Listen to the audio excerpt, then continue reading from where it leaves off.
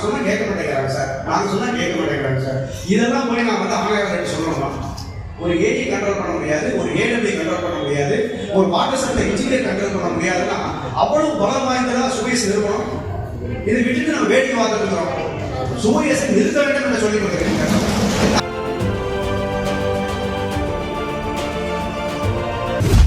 நான் என்ன சொல்றேன், இருக்கிற வரைக்கும் பண்ணிட்டு முடிச்சுட்டு தேர்தலுக்கு அப்புறம் அடுத்த வருஷம் மே மாசத்துக்கு அப்புறம் HSC மற்ற எக்ஸ்பென்ஷன் எல்லாம் போய்க்கலாம். அது வரைக்கும் ரோடு தோணுனா நாங்கள் தாங்க மாட்டோம், மக்கள் தாங்க மாட்டாங்க. அதை மீறி பண்ணாங்கன்னா நாங்களே போய் நிறுத்த வேண்டிய சூழ்நிலை தான்.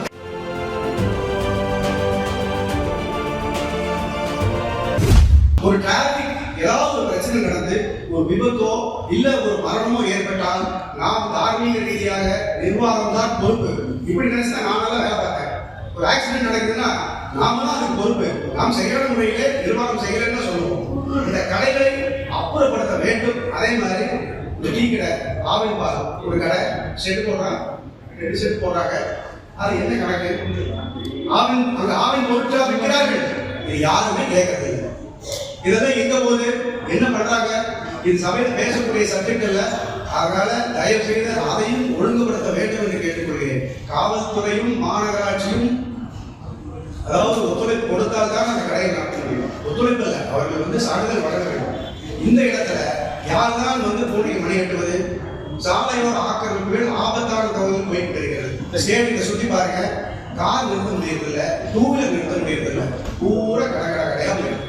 இத்தனைக்கு நாம வந்து சிறு வியாபாரிகள் பிழைப்புக்காக கடைகள் கட்டி முறைப்படி ஏலம் விட்டு அவர்கள் வாழ்க்கையை நாம ஒழுங்குபடுத்தி கொடுக்கிறோம். ஆனால் ஒழுங்கற்ற முறையில நிறைய இடங்கள் போய் கொண்டிருக்கிறது. சக்தி ரோடு பிரதான சாலைகள் ஆக்கிறது. நீங்க நல்லா பார்த்தீங்கன்னா சிவா ஹாஸ்பிட்டல் இருந்து நேரம் எடுத்து போனீங்கன்னா சரவணப்பட்டி போற வரைக்கும் எத்தனை கடைகள் இருக்கு. அதே போல காந்தி மாநகர் பகுதியில் பார்த்தீங்கன்னா அவ்வளவு அகலமான ரோடு. இன்னைக்கு பூரா கல்லுவண்டி கடைகள் நிறைந்து கிடைக்கிறது. கல்லுவண்டி கடைகளை விட தரமற்ற பொருட்கள் அதெல்லாம் வந்து பத்திரிகையில பல தடவை போட்டாங்க. இதை வந்து ஃபுட் இன்ஸ்பெக்டர் பார்க்கறது இல்லை, மாநகராட்சி பார்க்கறது இல்லை, அதே போல காவல்துறை பார்க்கறது. இதை வந்து மாற்றிக்கொள்ள வேண்டும். அதே போல இன்னொரு மிகப்பெரிய பிரச்சனை நாய் பிடிக்கிறது.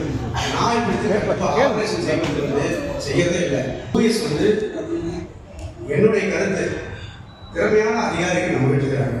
இத்தனை நாள் வரைக்கும் ஆதிகாலத்திலிருந்து தண்ணி சப்ளை நம்ம அதிகாரிகள் பண்ணி கொண்டிருந்தாங்க. ஏன் அவங்களுக்கு பண்ண முடியாது? சூயஸ் வந்ததை எனக்கெல்லாம் பிடித்தமில்லை. சூயஸ் வந்துருச்சு, சரி, அதை வந்து முறைப்படுத்தவே கிடையாது. அவர்களை யாருமே கட்டுப்படுத்த முடியல. ஒண்ணுமே எங்க வீட்டில் சொல்லியே மாச கணக்காச்சு 2 பக்கம் தோண்டி விட்டு எத்தனை பேர் விழுகிறாங்க. யாரை கேட்டாலும் அவங்க நாங்கள் சொன்னா கேட்க மாட்டேங்கிறாங்க சார், நாங்கள் சொன்னா கேட்க மாட்டேங்கிறாங்க சார். இதெல்லாம் போய் நான் வந்து ஆணையாளர்கிட்ட சொல்லணுமா? ஒரு ஏஜி கண்ட்ரோல் பண்ண முடியாது, ஒரு ஏடபிள்யூ கண்ட்ரோல் பண்ண முடியாது, ஒரு வாட்டர் சப்ளை இன்ஜினியர் கண்ட்ரோல் பண்ண முடியாதுன்னா அவ்வளவு பலம் வாய்ந்ததா சுயஸ் நிறுவனம். இதை விட்டுட்டு நம்ம வேடிக்கை பார்த்துட்டு இருக்கிறோம். சுயஸை நிறுத்த வேண்டும் என்று சொல்லிக் கொடுக்கிறேன்.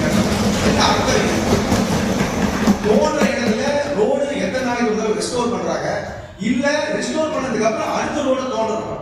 இவங்க மாதிரி மாணவரையே தோண்டிட்டே போறாங்க. இது என்ன அர்த்தம்னு நம்ம பார்க்க வேண்டாமா? இப்படியே போய் கொண்டிருந்தால் தேர்தலுக்குள்ள நம்ம சாலைகளை பிடிக்க முடியாது. இப்போ மெயின் கனெக்ஷன் கொடுத்தாச்சு. HSC எப்ப தோண்ட போறாங்க தெரியல. HSC எப்ப தோண்ட போறாங்க sir? Engineering section city engineer sir எப்போ HSC தோன்றாங்க? இல்ல மைக்ல சொல்றது எல்லாரும் கேட்கணும். நீங்க ரோட் ரெஸ்டோர் பண்றீங்க, நடந்துருக்கீங்களா? ரெஸ்டோரேஷன் வந்து தெரியும் சார். போட்டு அவசரேஷன் செக் பண்ணிட்டு நான் என்ன சொல்றேன், இருக்கிற வரைக்கும் பண்ணிட்டு முடிச்சுட்டு தேர்தலுக்கு அப்புறம் அடுத்த வருஷம் மே மாசத்துக்கு அப்புறம் HSC மற்ற எக்ஸ்பென்ஷன் எல்லாம் போய்க்கலாம். அது வரைக்கும் ரோடு தோணுனா நாங்க தாங்க மாட்டோம், மக்கள் தாங்க மாட்டாங்க. அதை மீறி பண்ணாங்கன்னா நாங்களே போய் நிறுத்த வேண்டிய சூழ்நிலை தான். தேர்தலை சந்திக்கணும். முதலமைச்சர் தீவிரமா இருக்காங்க, நாங்க கட்சிக்காரன் தீவிரமா இருக்கும். எங்களுக்கு கொடுக்கப்பட்ட பொறுப்பு இதை பார்க்கிறது. மீண்டும் சொல்லாம அவங்க தோண்ட வந்தா நான் தான் முதலமைச்சர்.